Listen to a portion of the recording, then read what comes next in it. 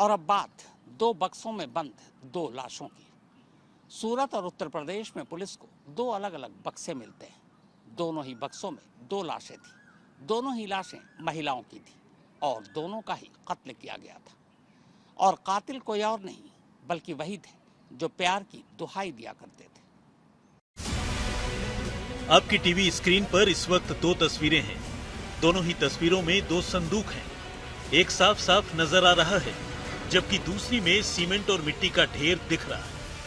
वैसे तो इन दोनों ही संदूक की एक दूसरे से दूरी करीब 1300 किलोमीटर से भी ज्यादा है, लेकिन फिर भी इन दोनों ही संदूकों का एक दूसरे से एक अजीब कनेक्शन है। एक ऐसा कनेक्शन जिसका सच जानकर आपके रोंगटे खड़े हो जाएंगे।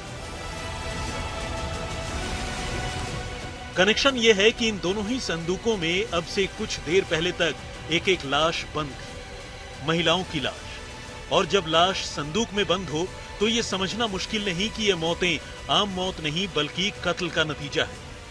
और इन दोनों ही महिलाओं का कत्ल कर उनकी लाश ठिकाने लगाने के इरादे से उन्हें इन संदूकों में भर दिया गया। लेकिन आखिर कौन है ये महिलाएं? उनसे किसी की क्या दुश्मनी? उन्हें इस हाल में पहुंचाने वाले लोग कौन हैं? और आखिर उनकी इस करतूत पर से पर्दा कैसे हटा? तो आइए सिलसिलेवार तरीके से ये दोनों ही कहानी आपको सुनाते हैं। पहली कहानी है उत्तर प्रदेश के कौशाम्बी से।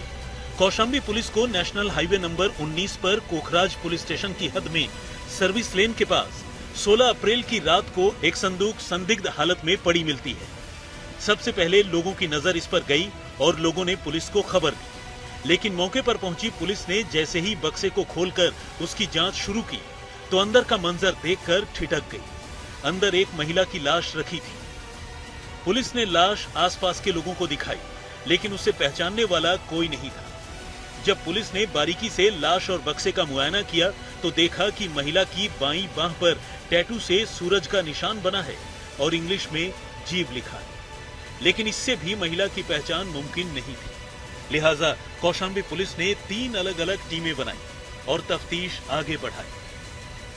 थाना क्षेत्र कोखराज में जो NH-19 नेशनल हाईवे है, इसके किनारे एक अज्ञात महिला का शव एक बॉक्स में बंद करके फेंके जाने की सूचना पुलिस को प्राप्त हुई थी। इस सूचना के आधार पर मौका मुआयना किया गया था। फील्ड यूनिट की टीम द्वारा मौके से साक्ष्य संकलन किया गया था और फिर इसमें घटना के अनावरण और अभियुक्तगण की गिरफ्तारी के लिए 3 टीमों का गठन किया गया था।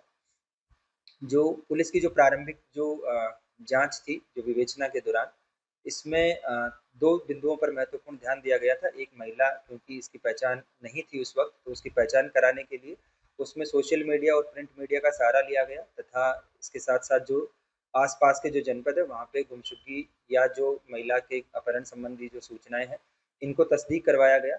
इसके अतिरिक्त जो पुलिस का दूसरा मुख्य फोकस था वो तकनीकी सर्विलांस का था। उसमें चाहे वो CCTV कैमरा हो या जो अन्य जो तकनीक हमारे पास उपलब्ध है, उसके माध्यम से पुलिस की जो 2 अन्य टीम थी वो इन बिंदुओं पे काम कर रही थी। पुलिस CCTV फुटेज खंगालने से लेकर तमाम दूसरे तरीकों से मरने वाली महिला की पहचान पता करने की कोशिश में जुटी थी। इस बीच पुलिस की नजर मौका वारदात पर पड़ी एक शराब की बोतल पर गई।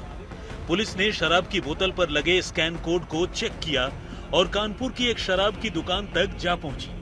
बोतल जिस तरह से संदूक के बिल्कुल पास में पड़ी थी, उसे देखकर पुलिस को शक था कि बोतल कातिलों की ही होगी। अब पुलिस ने बोतल खरीदे जाने के वक्त के CCTV फुटेज चेक किए। दुकान की CCTV फुटेज से बोतल खरीदने वालों की पहचान कानपुर के ही हर्ष खियानी और यश गुप्ता के तौर पर हुई। पुलिस ने दोनों को शिकंजे में ले लिया और पूछताछ शुरू कर दी, जिसके बाद न सिर्फ महिला की पहचान साफ हो गई बल्कि कत्ल की असली वजह भी सामने आ गई। ये महिला थी अमेठी की रहने वाली मोनी वर्मा, जो हर्ष खियानी के साथ लिव इन में रह रही थी। असल में हर्ष पहले भी एक शादी कर चुका था और उसने मोनी के साथ मंदिर में दूसरी शादी की थी। वो दोनों ही रिश्तों को निभा रहा था, लेकिन पिछले कुछ समय से मोनी वर्मा इस जिद पर अड़ी थी कि हर्ष उसे अपने साथ अपने घर लेकर चले और एक बीवी के होते हुए हर्ष ऐसा कर नहीं सकता था। लिहाजा उसने मोनी को ही रास्ते से हटाने का फैसला कर लिया। उसने मोनी की जान लेने के लिए पूरी प्लानिंग की।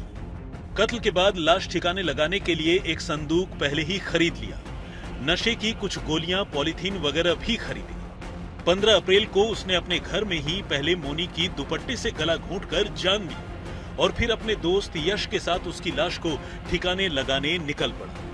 दोनों शव ठिकाने लगाकर फरार भी हो गए, मगर आखिरकार पकड़े गए। इसमें एक व्यक्ति का नाम हर्ष खियानी है और दूसरे व्यक्ति का नाम यश है। ये दोनों जनपद कानपुर के रहने वाले हैं। जो इसमें मृतक महिला है उसकी पहचान मोनी वर्मा के रूप में हुई है। ये जनपद अमेठी की मूल निवासी है, लेकिन पिछले कुछ समय से ये कानपुर में रह रही थी और वहीं पे जो है ये दोनों आपस में जो है वो एक दूसरे के परिचय में आए थे। इस मामले का खुलासा तो हो गया, लेकिन इसी के साथ एक चौंकाने वाली सच्चाई सामने आ गई।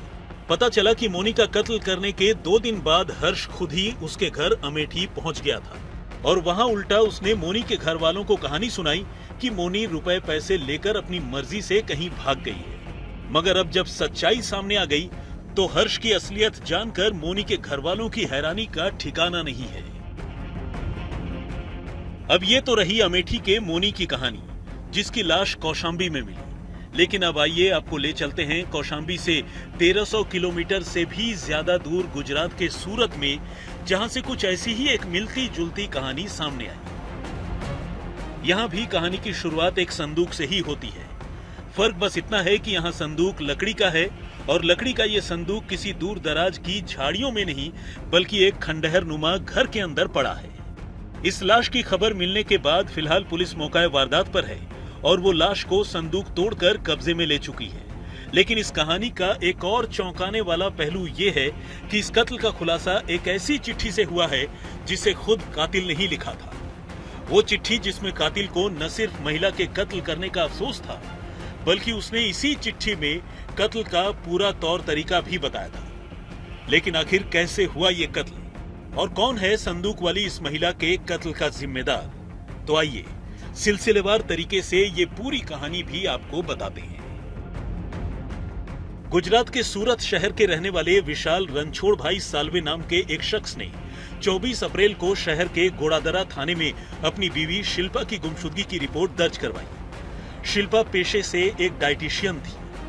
उसने बताया कि अपनी पत्नी के साथ वो घर से निकला था, लेकिन बीच रास्ते में ही उसकी पत्नी गाड़ी से उतरने के बाद कहीं गायब हो गई। पुलिस ने तब तो विशाल को जाने दिया, लेकिन जब उसकी पत्नी की गुमशुदगी की जांच शुरू की तो पता चला कि विशाल भी अपने घर से गायब हो चुका है।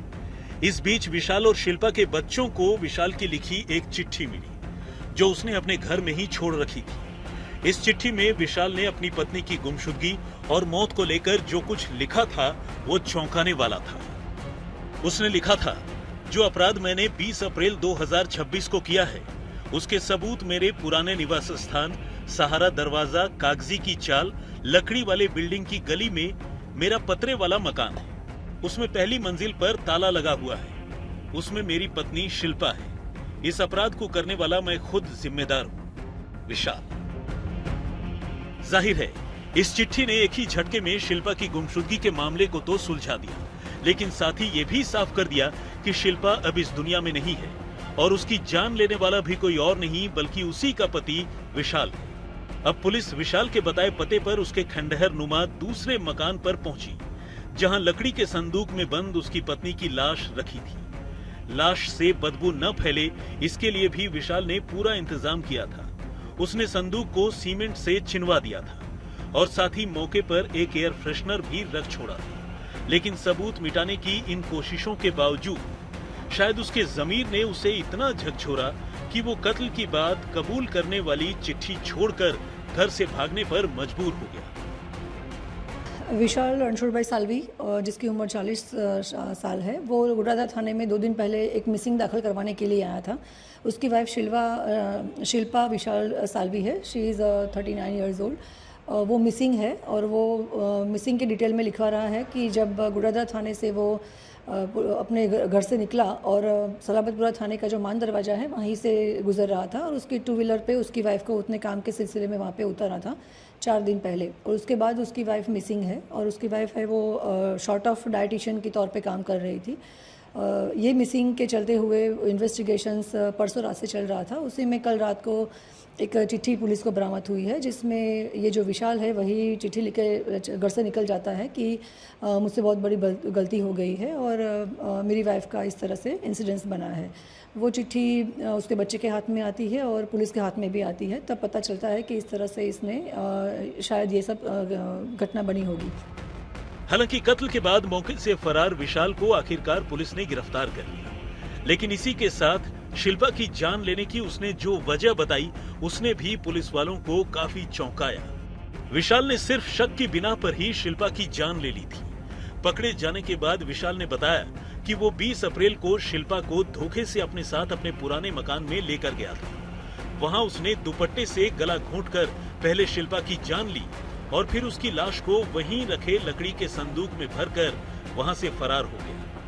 विशाल की माने तो उसे शक था कि शिल्पा के किसी और से भी रिश्ते हैं।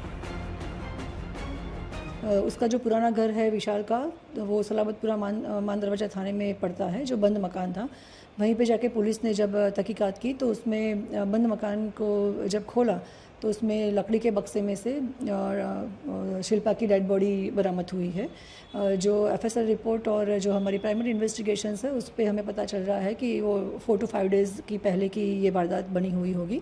अभी उसका पीएम रिपोर्ट आना बाकी है। आज अभी हमारा पीएम के लिए डेड बॉडी को भेजा है। तो किस तरह से मर्डर हुआ होगा और किस तरह से ये घटना बनी होगी, वो मेडिकल एविडेंसेस और मेडिकल पीएम रिपोर्ट के आधार पे हमें आगे पता चलेगा। फिलहाल पूरी कहानी ये है कि विशाल ने खुद ही न सिर्फ अपना जुर्म कबूल कर लिया है, बल्कि एक तरह से उसी ने खुद को पुलिस के हवाले भी किया है। कौशाम्बी से अखिलेश कुमार और अमेठी से अभिषेक कुमार त्रिपाठी के साथ संजय सिंह, सूरत, आज तक। तो वारदात में फिलहाल इतना ही, मगर देश और दुनिया की बाकी खबरों के लिए आप देखते रहिए आज तक।